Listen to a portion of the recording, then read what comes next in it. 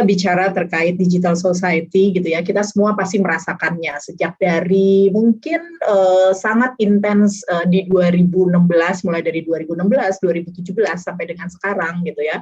Kalau kita bicara transformasi digital itu mengimbas, mengimpact ke semua masyarakat gitu ya, baik dari yang tua sampai yang muda, anak-anak, orang tua, semua terimpact dengan digital transformasi. Tidak terkecuali juga kita semua yang ada di sini. Dan ini semakin cepat lagi kita rasakan ketika kemarin di 2020 gitu ya, 2019 akhir menjelang 2020 ada pandemi yang melanda dunia semua. Ini makin terasa percepatan akselerasi transformasi digital kita rasakan masif gitu ya di semua lapisan masyarakat. Next-nya. Oke, berkaitan dengan itu, apa sih sebenarnya yang dimaksud dengan digital society gitu ya? Digital society kalau kita lihat di literatur ini diawali dengan revolusi industri 4.0, di mana mengakibatkan ada society yang pertama kali gitu ya dideklarasikan oleh Jepang yang disebut society 5.0 gitu ya. Di mana Society 5.0 ini memang segala aspek gitu ya akan terhubung melalui sesuatu yang sifatnya digital, yang sifatnya jauh lebih masif ya dan terimpact ke semua ke semua lapisan. Sehingga berkaitan dengan itu juga, maka timbullah suatu tuntutan dari para customer terhadap produk, terhadap servis dan layanan yang jauh lebih lebih rapid dan lebih bervariasi lagi gitu tuntutannya.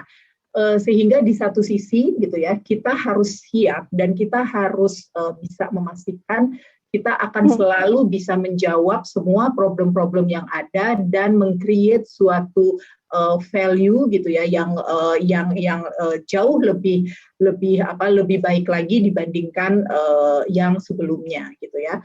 Terus juga di era digital society ini semua orang akan mendapatkan opportunity di mana saja dan kapan saja. Terus semua orang juga bisa melatih dan belajar keterampilan secara diverse gitu ya, secara berbeda dari setiap individu. Ini pastinya di satu sisi akan menyebabkan juga tantangan dan persaingannya juga jauh lebih ketat lagi. Selain itu juga era digital society ini juga ditandai di mana setiap orang akan hidup dan berusaha mengejar challenge baru gitu ya dan tidak statis gitu karena begitu banyaknya hal yang bisa dilakukan, begitu banyaknya tuntutan dari semua dari society gitu ya, sehingga ini menghasilkan juga challenge yang sangat beragam dan opportunity juga yang sangat beragam. Itu adalah salah satu yang merupakan ciri khas dari digital society ini. Next-nya. Oke, kalau kita lihat saat ini gitu ya, berdasarkan hasil report dari Deloitte di tahun 2020, sudah memprediksi bahwa 53% gitu, minimal 53% semua organisasi akan menuntut minimal separuh dari workforce-nya atau separuh dari employee-nya itu harus melakukan perubahan terhadap skill yang ada saat ini maupun capability-nya yang dimiliki saat ini selama 3 tahun ke depan. Ini merupakan satu challenge buat kita semua, termasuk kami yang bekerja di bidang human resource ya atau sumber daya manusia, karena banyak sekali hal menuntut kita untuk lebih cepat, lebih eager lagi, lebih masif lagi dalam menjawab kebutuhan customer. Caranya ya pastinya dengan menyiapkan talent-talent yang ada di internal Telkomsel supaya bisa mengikuti perkembangan skill dan capability yang ada. Selain itu juga dari data Global Risk Reports di 2021 juga mengatakan dampak dari proses transformasi digital yang rapid tadi gitu ya, mengakibatkan juga prediksinya 85 juta job itu akan berganti ke secara otomatis gitu ya, secara otomatisasi. Di Telkomsel sendiri ini sudah mulai terjadi gitu ya sejak dari setahun atau 2 tahun yang lalu di beberapa proses di unit-unit kerja yang ada di Telkomsel itu digantikan dengan RPA gitu ya, robot process automation gitu. Nah ini nantinya ke depannya pasti akan jauh lebih banyak lagi, banyak proses-proses lagi yang akan digantikan dengan proses-proses yang jauh lebih otomatisasi. Tujuannya apa? Tujuannya pasti untuk dapat lebih cepat melakukan pekerjaan-pekerjaan yang memang rapid gitu ya, yang memang berulang, sama yang kedua juga mengupayakan untuk para para employee, para talent yang ada di organisasi tersebut bisa dioptimalkan untuk fokus di bidang-bidang baru yang memang sedang menuntut banyak talent-talent yang punya capability baru. Next-nya. Oke, tapi di satu sisi selain challenge tadi, maka di situ juga ada opportunity pasti ya. Kalau di dalam dunia kita sehari-hari pasti seperti itu gitu ya. Dari World Economic Forum juga mengatakan bahwa 97 juta job itu akan timbul sampai dengan 2025. Ini merupakan opportunity jika kita bisa menjawab challenge-challenge yang tadi ada ya di depan yang sudah saya sharing sebelumnya. Next-nya, pekerjaan-pekerjaan apa yang akan timbul, teman-teman mungkin tahu gitu ya, ada data scientist, ada data analytics, data engineering, machine learning, robot engineering, terus UI UX dan lain sebagainya, banyak banget gitu ya, software development. Ini selalu berkembang terus sampai dengan prediksinya di tahun 2025 nanti.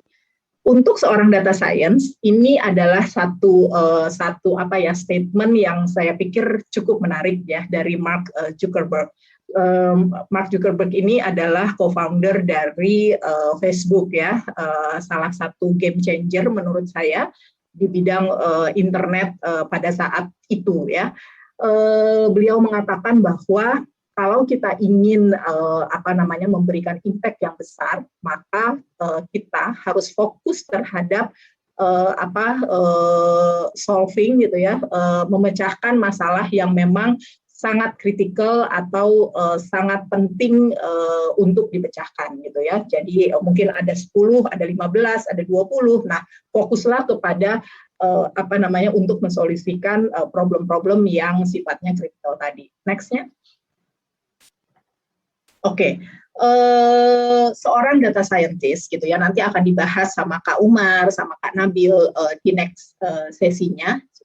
Di sini saya hanya akan sedikit memaparkan gitu ya 5 hal yang penting dari seorang data scientist, karena data scientist ini menurut saya ilmu yang sangat menarik sekali, di mana seorang data scientist diharapkan bisa memberikan solusi terhadap suatu permasalahan, memberikan rekomendasi, itu semuanya based on data gitu. Sehingga menurut salah satu literatur yang saya baca yang ditulis Medium di tahun 2019, ada 5 skill data scientist yang penting gitu ya untuk dimiliki oleh seorang talent yang ingin berkarir di bidang data scientist. Yang pertama adalah problem formulation gitu ya, gimana caranya bisa memformulasikan dan menstrukturkan problem yang ada atau yang diberikan kepada seorang data scientist tersebut. Terus technical ability itu pasti gitu ya, di bidang programming dan scientific skill nanti pasti akan dibahas sama Kak Umar sama Kak Nabil ya. Contohnya kita pastinya harus mengerti dan paham terkait SQL, Python dan lain sebagainya, perkembangannya juga sangat banyak sekali.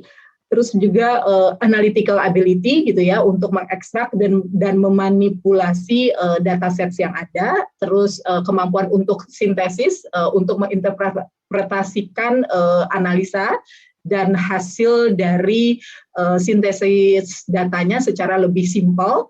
Dan juga yang paling penting terakhir gitu ya, setelah tahu, setelah ketemu, formulasinya, setelah ketemu ini analisanya adalah seperti ini, nah, maka kita juga harus punya kemampuan untuk bisa menginfluence gitu ya audience atau tujuan dari data tersebut di analisa tadi gitu ya. Dan ini sangat sangat lima skill yang diperlukan oleh seorang data scientist. Next-nya. Oke, kalau kita bicara Telkomsel sendiri sebagai playground gitu ya, ini mungkin bagi teman-teman yang sedang cari new opportunity atau pengen lihat-lihat atau lagi mencari pekerjaan yang baru gitu ya. Telkomsel sendiri perkembangannya luar biasa sekali gitu ya. Saya sebagai orang yang bekerja di Telkomsel mengalami itu gitu ya.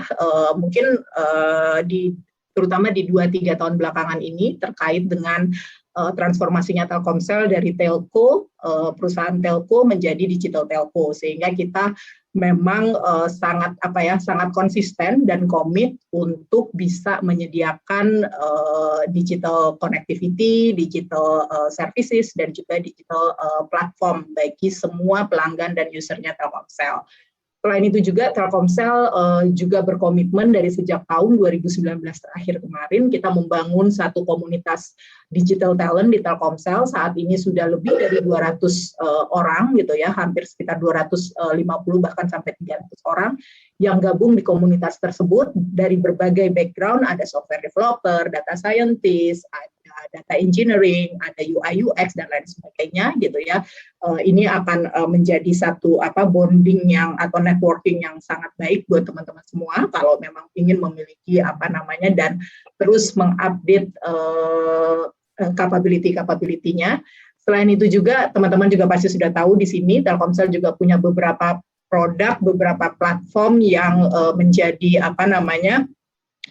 unggulannya Telkomsel, dan juga beberapa inovasi seperti Bayu, seperti Orbit, ya, Dunia Games, Link Aja, Maxstream, Msight, IoT, CloudX, My Telkomsel, Langit Musik, Telkomsel Enterprise gitu ya. Dan yang baru diluncurkan sekitar tahun ini itu adalah platform kami di bidang edutech yang kita beri nama Kunci gitu ya. Next-nya pasti akan lebih banyak lagi inovasi-inovasi digital dari Telkomsel, sehingga menurut saya pribadi kalau memang teman-teman ingin mengembangkan karir di bidang digital talent, Telkomsel adalah salah satu playground yang sangat sangat oke buat teman-teman semua. Next-nya. Oke. Akhirnya memang untuk kita tetap relevan, tetap punya opportunity untuk berkembang di dunia digital ini, mau tidak mau, suka dengan tidak suka gitu ya, kita harus mengembrace ambiguity itu, dalam artian uncertainty itu jangan dihindari, jangan ditolak gitu ya, jangan persistence gitu, karena ini adalah hal yang nggak bisa kita hindari gitu sebagai seorang talent, apalagi sebagai seorang talent yang ingin berkarir secara lebih baik, lebih cemerlang, lebih meningkat gitu ya di kedepannya. Justru yang perlu kita lakukan adalah kita mengantisipasi perubahan itu dengan cara terus mengupdate capability kita, terus mengembangkan networking kita, sehingga kita juga tahu ada apa di luar sana gitu ya. Terus yang kedua adalah harus berupaya untuk bisa lebih fleksibel dan adaptif juga, karena memang seperti tadi sudah disampaikan gitu ya di berbagai literatur bahwa opportunity-nya sudah beda, pekerjaan yang ada di sana juga sudah shifting gitu. Tadinya saya mengalami di tahun ini, di 2021 kemarin kita banyak cari software developer gitu ya. Terus di satu waktu di Q2 atau Q1 akhir kemarin kita mencari seorang software developer yang punya kemampuan Flutter gitu ya. Nah, sebegitu cepatnya tuntutan dan perubahan atau ya perubahan knowledge yang harus dimiliki oleh teman-teman semua. Ini baru satu contoh, belum lagi contoh-contoh yang lain di sana pasti banyak sekali di luar sana. Terus yang terakhir adalah jangan lupa untuk selalu belajar gitu ya. Ada satu statement yang sudah common gitu ya, sudah sering kita dengar adalah fail fast dan learn faster gitu ya. Ini menurut saya valid banget di dunia digital saat ini. Jangan takut untuk melakukan sesuatu, untuk salah gitu ya, karena jadikan experience kamu, salah kamu dan lain sebagainya, pengalaman kamu itu adalah sebagai knowledge gitu ya. Kebayang nggak sih kalau seorang founder dari Gojek, founder dari Uber, founder dari bermacam-macam platform yang ada itu selalu berpikir bahwa waduh ini perubahan ini harus kita hindari, kita harus berpikir tergantung dari zona nyaman kita, maka nggak akan kemana-mana, nggak akan sampai kita di titik yang sekarang ini. Sehingga sekali lagi untuk tetap relevan, anticipating change itu sangat perlu, opportunity dan harus kita ciptakan gitu ya, dan jangan berhenti untuk belajar. Sekian dari saya, terima kasih. Saya kembalikan ke Sila. Wow, luar biasa sekali. Tepuk tangan secara virtual. Terima kasih kepada Mbak Fani untuk